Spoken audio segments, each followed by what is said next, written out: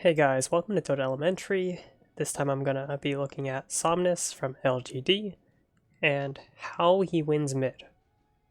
I'm gonna be going pretty slowly because what he does is actually pretty important and how he does things. So first thing I want to look at is actually base stats because he's up against Pudge middle, and knowing about the base stats is super important whenever you're playing middle. So Pudge has 0.2 defense, 70, roughly 70 damage, and 280 mobility. And with Flesh Heap, he has 9 regen, whereas SF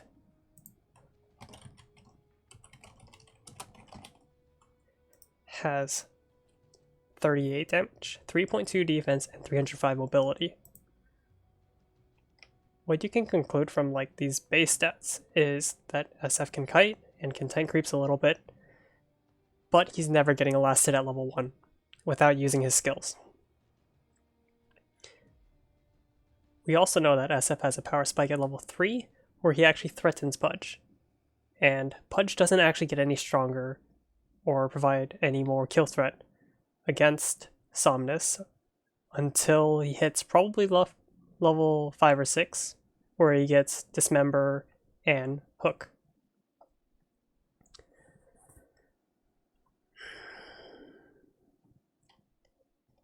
So essentially Somnus needs to not lose middle until... So essentially, as long as Somnus gets to level 3 without losing middle, he will win the lane. Because then he has kill threat on Pudge, and Pudge has no kill threat on him. So for Somnus to win lane, he needs mana, because all his last hits for the first 2 levels are going to come from raises. And once he hits level 3, he wins. Because then he'll have enough damage to contest the Pudge, as well as have kill threat on him. So the first thing he does, as soon as he gets bounty runes, is fly out a mango, because he knows he's going to be using mana to get last hits. And in his quick buy, you can see he has 2 more mangoes queued up, and a salve just in case.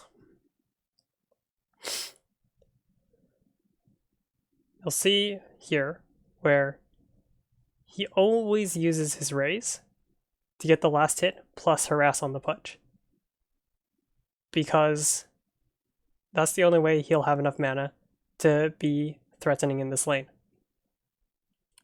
If his raise were to not hit the Pudge, then that means he could have gotten the last hit anyway, because the Pudge wouldn't have been close enough for him to deny it. Every last hit, it's a raise for the first 2 levels.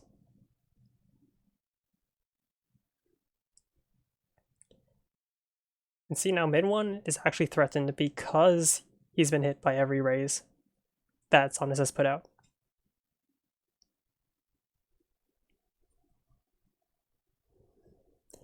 Note, Somnus actually plays more aggressively here because he knows his courier is coming with more mana regen, as well as gaining level 3. And mid 1 dies because of it. Next, I want to talk about how Somnus plays now that he has level 3 and has souls. His damage is now as high as the Pudge's at roughly 80.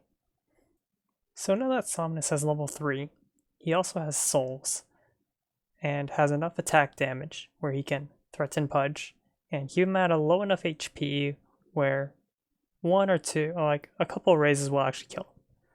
So he brings out 2 mangoes and more damage, because he needs mana to threaten the Pudge. So coming up here, Somnus just straight up right clicks the Pudge and doesn't mind creeps being aggroed toward him. The reason for this is because Pudge will then have to come up, when this range creep dies, the Pudge will have to come up and contest the creeps up here. And at that point, Somnus can actually threaten him with the mangoes he has on courier. He plays extra aggressive whenever the courier is coming with more resources for him to use. So the rest of that SF lane was more of the same, with Somnus bullying mid one's Pudge because he had the level and kill advantage. So now I'm going to move on to Somnus on DK versus Storm, where it's pretty much the opposite kind of matchup, where his hero can get magic nuked but has a lot of HP regen, kind of like the Pudge, and how he plays it differently. So the way to start any lane is by looking at the base stats. For DK, he has 3 armor, 57 damage because of the gauntlets and Iron Branch, and he has 297 move speed. The Storm has 65 damage, 6 armor, and 288 move speed. So he cannot kite as well as SF, but he tanks creeps better, which is extremely helpful for when he's going to use Static Remnant to get the range creeps. Somnus knows this, so he's probably going to force out the Static Remnants and hit the Storm when he's by his creeps. So what Somnus does in this lane is he prioritizes creeps for the first few waves because he needs enough HP regen to out-sustain the Storm. And to get that, he needs levels.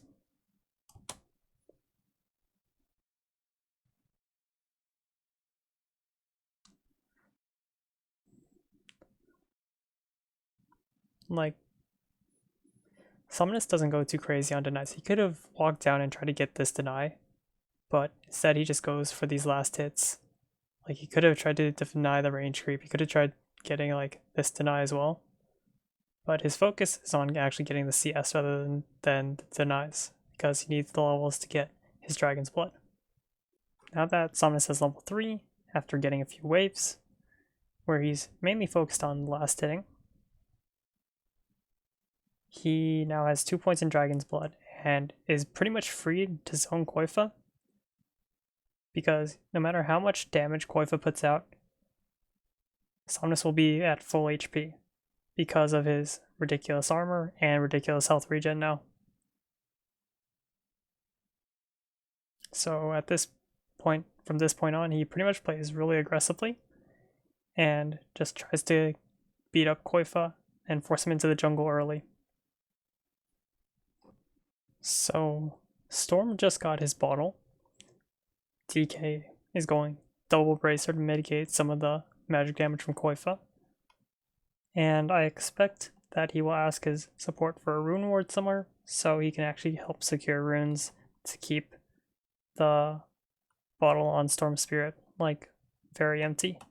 So kind of like I said, the lion is coming down, and while the lion doesn't have a ward, he's coming to help secure runes. And Koifa actually gets greedy here and grabs a DD.